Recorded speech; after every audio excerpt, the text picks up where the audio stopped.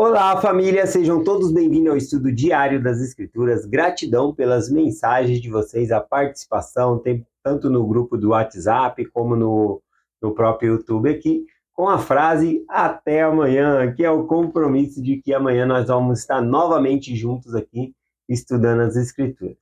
Vamos para o nosso estudo de hoje aqui, Doutrina e Convênios, sessão 19, versículo hoje do 6 ao 12, tá bom? Vou voltar um versículo aqui, o versículo 4, que dá uma introdução do que nós vamos falar hoje aqui. O versículo 4, então, diz assim: certamente todo homem deve arrepender-se ou sofrer, pois eu, Deus, sou infinito. Então, aqui o próprio Senhor, ele se apresenta como infinito. Eu sou infinito.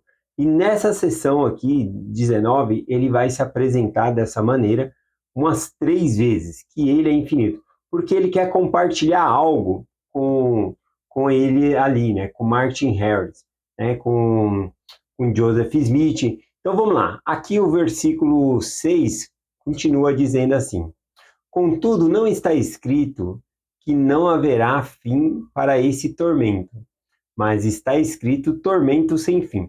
Bom, no versículo anterior que nós lemos, falou que sobre arrepender-se ou sofrer. E esse sofrimento, ele é quantitativo ou qualificativo, né?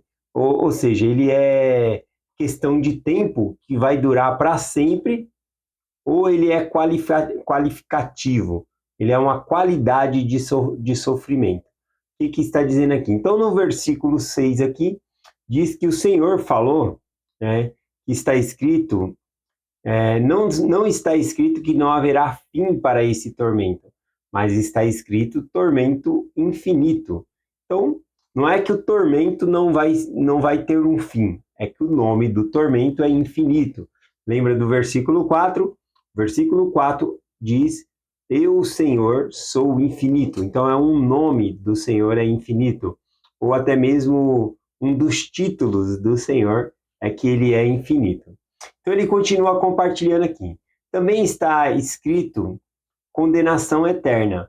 Portanto, é mais explícito do que em outras escrituras, a fim de influenciar o coração dos filhos dos homens inteiramente para a glória de meu nome.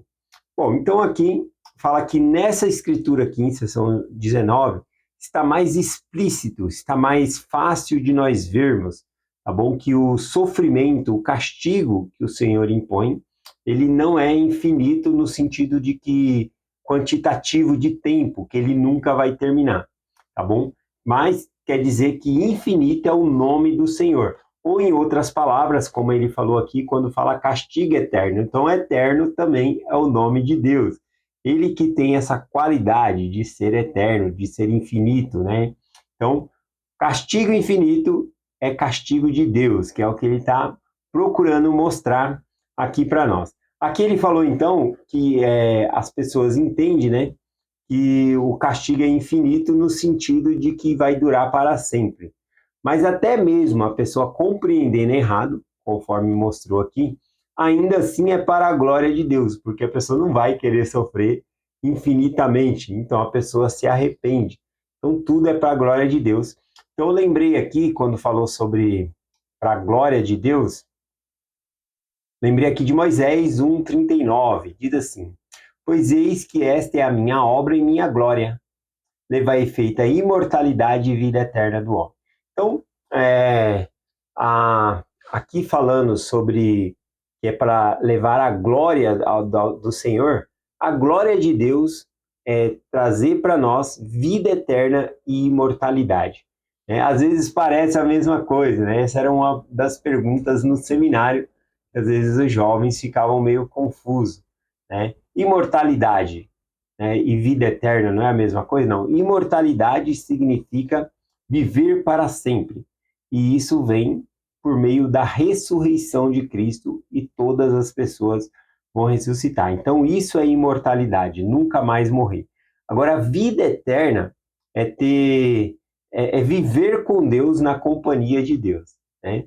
Imortalidade todos vão ter, mas A vida eterna é viver com Deus, tá bom? No reino celestial. Aqui também, a vida eterna significa ter o estilo de vida que o Senhor tem, tá bom? Então, é isso que significa aqui. Então, isso que é a glória do Senhor. Então, se as pessoas se arrependem, né? E elas podem receber essa glória aqui do Senhor. Bom, continuando aqui, lá em Moisés 1, versículo 3 também, falando sobre o nome do Senhor infinito aqui, né? Ele coloca dessa maneira. E Deus falou a Moisés dizendo: Eis que eu sou o Senhor teu Deus, Todo-Poderoso. Infinito é o meu nome, pois eu sou sem princípio de dias nem fim de anos. E não é isso infinito? Então, a própria palavra infinito define um dos títulos, né, do Senhor aqui. Bom, então, o nome do Senhor, o título dele é infinito. Continuando aqui, ele vai explicar um pouquinho melhor para que nós possamos entender. Aqui, no caso, a revelação é para Martin Harris, né? Então, aqui no versículo 8, ele explica: Explicar-vos-eis, portanto, este mistério, porque vos convém conhecê-lo, assim como meus apóstolos. Então, ele está falando: eu vou te explicar isso, né? Essa questão de ser castigo infinito, castigo eterno, e que não vai durar para sempre, né? Ou seja, é somente na medida até a pessoa se arrepender, tá bom? Então ele falou, vou te explicar esse mistério. Só que observe que ele compartilha que os apóstolos dele sabiam na época de Cristo. Os apóstolos receberam essa informação. Ou seja, esse conhecimento, né, de que castigo infinito ou castigo eterno significa castigo de Deus, tá bom? Então veja que esse conhecimento não foi para todas as pessoas, e inclusive essa revelação também era para reter, né, durante um determinado ponto de tempo. Por quê? Porque as pessoas não estavam preparadas para receber esse tipo de mensagem, tá bom? Porque uma mensagem que fala, mas como assim, né? O pecador não vai sofrer para sempre lá no inferno? Não, o inferno vai ter um fim, né? Cristo pagou pelos nossos pecados. A pessoa vai ficar até o inferno é algo benéfico, né? Nesse sentido. Também falando que nas escrituras fala sobre vários tipos de inferno. Nosso próprio tormento, né? Também se torna um inferno, que é o que nós vamos ler daqui a pouco aqui, tá bom? Então, não vai sofrer para sempre, vai ter um fim esse tormento, tá bom? Esse inferno. Então, vamos lá. Então, aqui falou que os apóstolos, que Cristo compartilhou isso com os apóstolos. Então, é natural que isso não chegasse na mão de todo mundo de uma vez, tá bom? Continuando aqui, versículo 9, 10 e 11 e o 12, né? Que é ele explicando esse mistério aqui. Então, vamos lá. Fala vós que fostes escolhido com referência a este assunto, como se fosseis um, para que entreis em meu descanso. Pois eis que o mistério da divindade, qual grande é? Pois eis que eu sou infinito, e castigo é dado pela minha mão, e castigo infinito, pois infinito é o meu nome. Portanto, castigo eterno é castigo de Deus, e castigo infinito é castigo de Deus. Então, aqui tá bem claro, né, que a questão do castigo, quando fala que castigo é infinito ou castigo eterno, que não é um castigo no sentido de quantitativo, no sentido de que vai durar para sempre, mas, né, no sentido de qualitativo. É a qualidade, ou seja, o nome do castigo, que é castigo infinito, ou castigo eterno, que significa castigo de Deus, tá bom? Então é esse o mistério aqui que ele compartilha. Bom, aqui eu peguei outras escrituras para compartilhar, porque enquanto eu estava estudando esse versículo, me veio outras escrituras, né, que eu podia compartilhar. Por exemplo, em Mateus capítulo 7, a partir do versículo 9, Jesus Cristo fala, ora, vocês sendo mal, sabe dar boas coisas a seus filhos, né? Ou seja, se o filho lhe pedir pão, você não vai dar uma pedra. Se ele lhe pedir peixe, você não vai dar uma serpente para ele. Então, em Mateus 7 mostra que é uma comparação entre os homens, os pais, com o Pai Celestial. Então ele pega e mostra, né, dizendo assim, aqui, versículo 11, Mateus 7, 11. Se vós, pois, sendo mau, sabeis dar boas dádivas a vossos filhos, quanto mais vosso Pai, que está no céu, dará boas coisas aos que vos pedem. Então, veja, né, que ele está comparando aqui. Se nós, que somos mal, conseguimos dar boas coisas aos nossos filhos, tá bom? Imagina o Pai Celestial. Você acha que ele vai querer que o filho dele, um filho dele aqui, sofra para a eternidade, no sentido de que não vai ter fim esse castigo? É óbvio que não, né? Até nós, né, com nossas falhas, nós colocamos nossos filhos de castigo, mas depois a gente tira, não vai ficar para sempre lá de castigo. Então, é uma comparação aqui. E esse aqui, por que que o Senhor fala, olha, essa revelação guarda, né? Porque o povo não estava preparado, né, para receber esse tipo de doutrina ainda, tá bom? Ou seja, na época o povo gostava mesmo de pregar que tá errado, vai ficar no inferno para sempre, mas no sentido de quantitativo. E não é isso que as escrituras estão mostrando para nós aqui. Bom, aqui também, quando em um dos versículos que nós lemos aqui, falou que neste versículo aqui, nessa seção, está mais explícito para nós entendermos essa questão, esse mistério de castigo infinito e castigo eterno. Mas então, e outras escrituras que falam sobre isso? Será que a gente não entendeu? Veja que em Alma, capítulo 36, quando o Alma, o filho, né, ele está compartilhando o testemunho com seu filho, compartilhando a sua experiência de conversão, tá bom? Para o filho dele, Corianto. Então, quando ele está compartilhando, ele fala de um tormento eterno. Porém, esse tormento eterno que ele chama, durou 3 dias. Como que pode? Se é eterno, durou 3 dias. Então, veja que também está ensinando a mesma coisa, né? Não está tão explícito quanto, ou seja, tão claro como em Doutrina e Convênio 19. Mas vamos lá para o versículo para ver. Ó. Alma, capítulo 36, versículo 12. Mas eu fui torturado com eterno tormento. Veja o que ele falou, eterno tormento. Porque minha alma estava atribulada com a mais alto grau de atormentada por todos os meus pecados. E ele diz no 16: durante 3 dias e 3 noites fui atormentado pelas dores de uma alma condenada. Então ele chamou esse tormento aqui de eterno tormento, né? Mas se foi 3 dias, não foi eterno no sentido de quantitativo, de tempo, entende? Então também está explicando que o tormento eterno, ele tem um tempo para acabar. E no caso de Alma, ele estava vivo, né? Ele sentiu isso, mas ele ainda estava vivo. Então aconteceu no período de vida dele, tá bom? Então aqui também quando fala sobre o tormento eterno, a gente pode entender sobre a questão da qualidade que isso traz. Por exemplo, Alma ele sofreu esse tormento eterno, esse tormento de Deus, tá bom? Ou seja, não que Deus o atormentou, mas os pecados dele o atormentou. Entrar na presença de Deus com esses pecados causou para ele um grande horror. Então, é o efeito do pecado.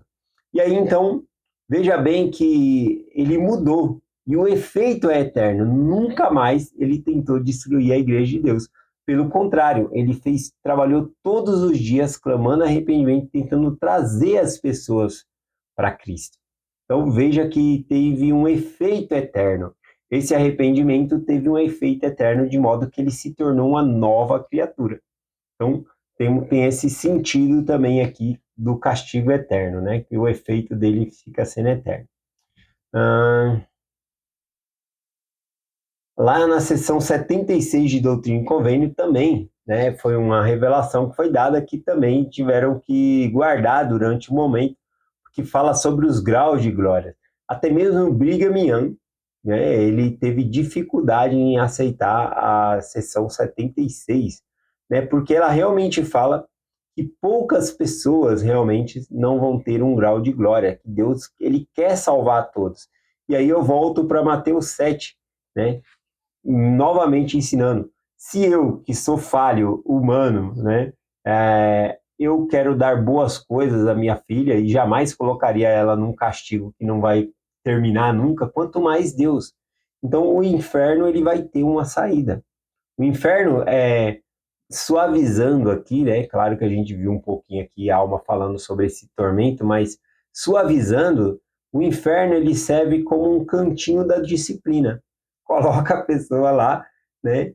Porque para que ela reflita sobre suas ações e ela mude, e mude eternamente, e nunca mais queira cometer os mesmos erros. Ela nasça de Deus, tá bom? Então, até o inferno ele tem um propósito, né, que serve para um propósito do Senhor.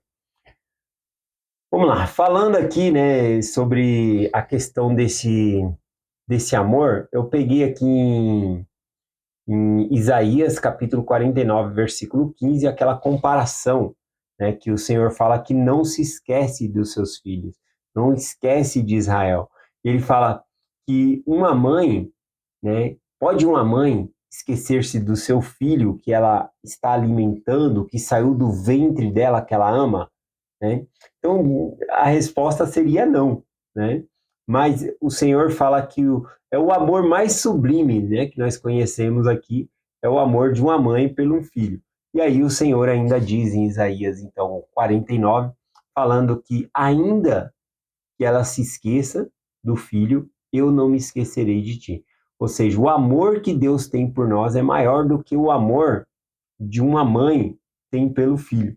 Porque o amor do Senhor, ele é perfeito. Não, às vezes é difícil explicar, mas, por exemplo, eu amo muito minha filha, mas eu sei que o Pai Celestial ama mais minha filha do que eu amo minha própria filha. O amor de Deus, ele é perfeito em todas as coisas. Deus, ele não ama, ele é amor. É diferente, né? Na Escritura fala, Deus é amor. Então, ele é perfeito em todos os aspectos aí. Bom, finalizando aqui a nossa mensagem, né? Quando a gente prega muito sobre o amor de Deus, né, sobre a misericórdia que é expresso, né, no amor de Deus, a misericórdia dele para nos salvar, aí algumas pessoas relaxam e falam, então Deus vai me perdoar, ele me ama, vai me castigar pouco. Olha só o que diz aqui em 2 Nef, capítulo 28, versículo 8. E muitos também dirão, isso é quando a pessoa prega só sobre o amor de Deus, né? Aí como se o amor é o suficiente no sentido de que, ele não vai nos castigar porque Deus nos ama, né? Ele me ama do jeito que eu sou. Então, essas frases dão a intenção de dizer de que eu não preciso mudar, porque Deus me ama, ele vai me aceitar assim mesmo, né? Não é isso que ensina.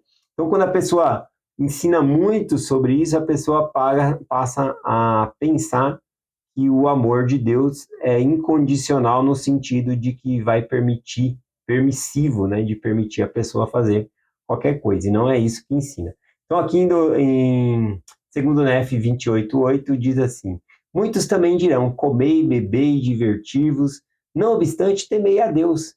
Ele justificará a prática de pequenos pecados, sim, menti um pouco, aproveitáveis de alguém por causa de suas palavras. Abri uma cova para vosso vizinho, não há mal nisso, e fazei todas essas coisas, porque amanhã morreremos. E se acontecer de sermos culpados, Deus nos castigará com os poucos açoites, a fim de sermos salvos no reino de Deus. Então veja, né, que se a pessoa pregar só sobre o amor, só sobre a misericórdia, ela vai ter esse efeito aqui. Não, no final Deus vai me castigar um pouquinho e eu vou ser salvo porque Ele me ama. E não é assim, a gente tem a misericórdia, o amor de Deus, mas existe também a justiça. E aí também tem que tomar cuidado para não pregar só sobre a justiça. E aí a pessoa só fica falando do inferno, querendo converter as pessoas, colocando medo nas pessoas. Então não é isso que devemos fazer. Tem que haver um equilíbrio e entender toda a palavra de Deus.